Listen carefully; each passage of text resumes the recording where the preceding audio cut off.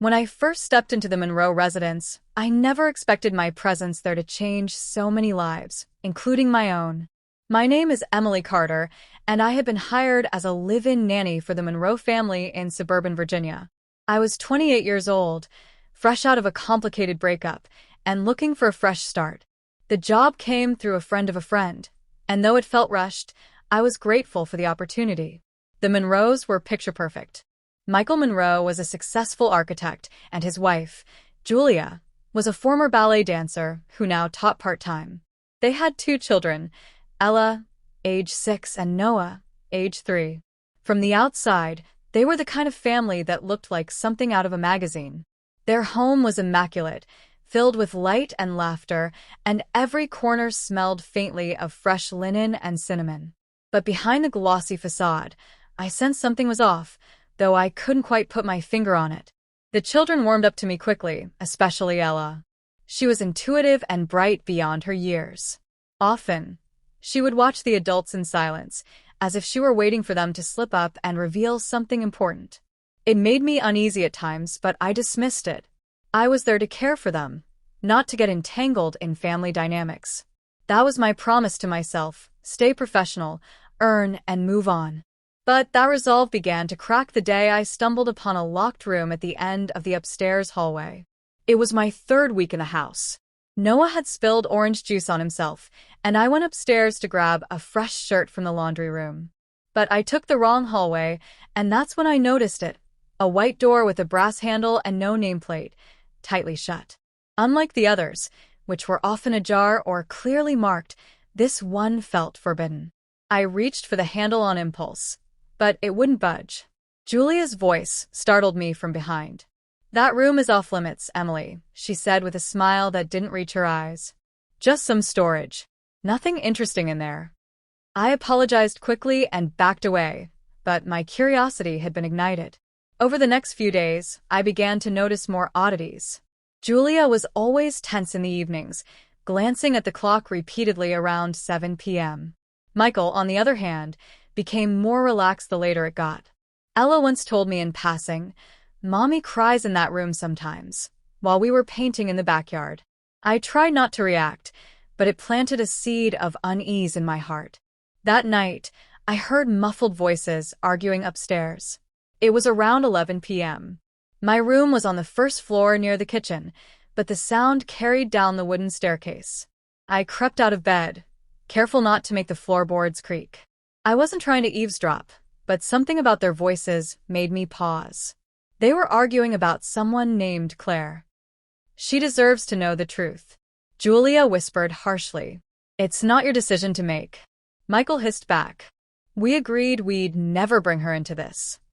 I tiptoed back to my room, trying to make sense of what I'd just heard. Who was Claire?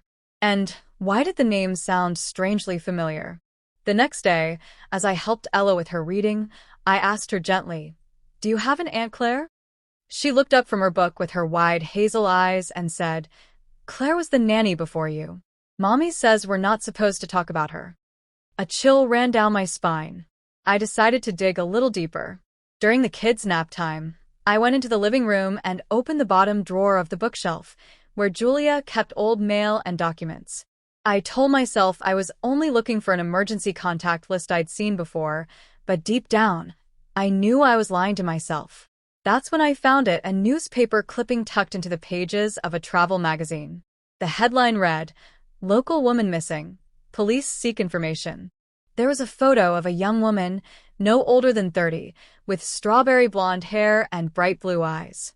Her name was Claire Matthews. I sat there, stunned. The article was dated 2 years ago. The woman had been reported missing from the same neighborhood. According to the report, she had worked as a live-in nanny. I barely heard the footsteps behind me. "Looking for something?"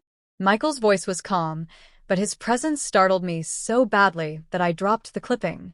He picked it up slowly and looked at it, expression unreadable. I just found it in the drawer," I stammered. He looked at me for a long moment before folding the clipping neatly and sliding it into his jacket pocket. "Claire was our nanny before you," he said simply. "She left suddenly. We don't talk about it."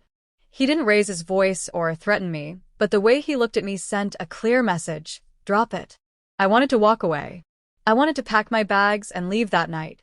But something about the sadness in Julia's eyes, the nervous way she clutched her tea each morning, and the way Ella watched me like she was silently pleading for help made me stay.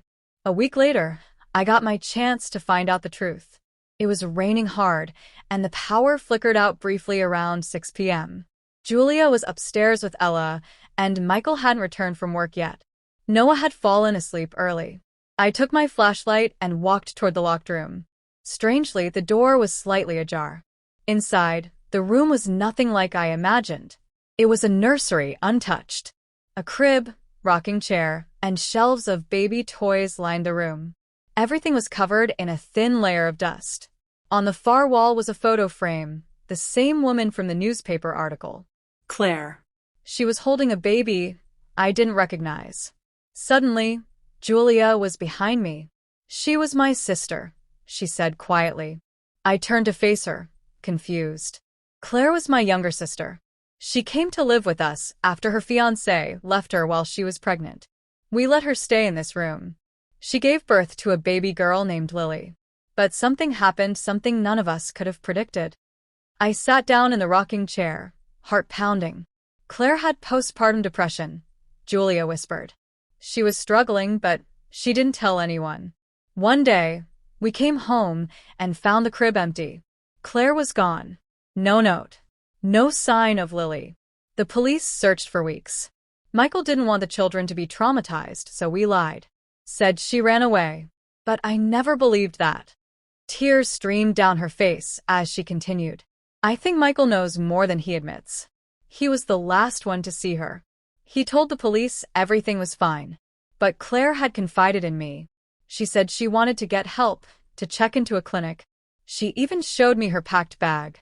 Just then, we heard the front door open. Michael called out, "I'm home." Julia wiped her eyes, took my hand and whispered, "You believe me, right? You believe something happened to her." I nodded, though I didn't know what to believe anymore. That night, I couldn't sleep. I kept thinking about the baby, Lily. Where was she? The next morning, Ella tugged on my sleeve as I poured her cereal. "Miss Emily," she said softly, "I know where Lily is." I froze. "She's at Grandma's house. Daddy took her there after Aunt Claire left. But I saw pictures in his phone. He visits her." I called Julia immediately and told her everything Ella had said. Her face went pale. That night, Julia confronted Michael. They argued for hours. I couldn't hear everything, but one sentence stood out. "You had no right to separate a mother from her child."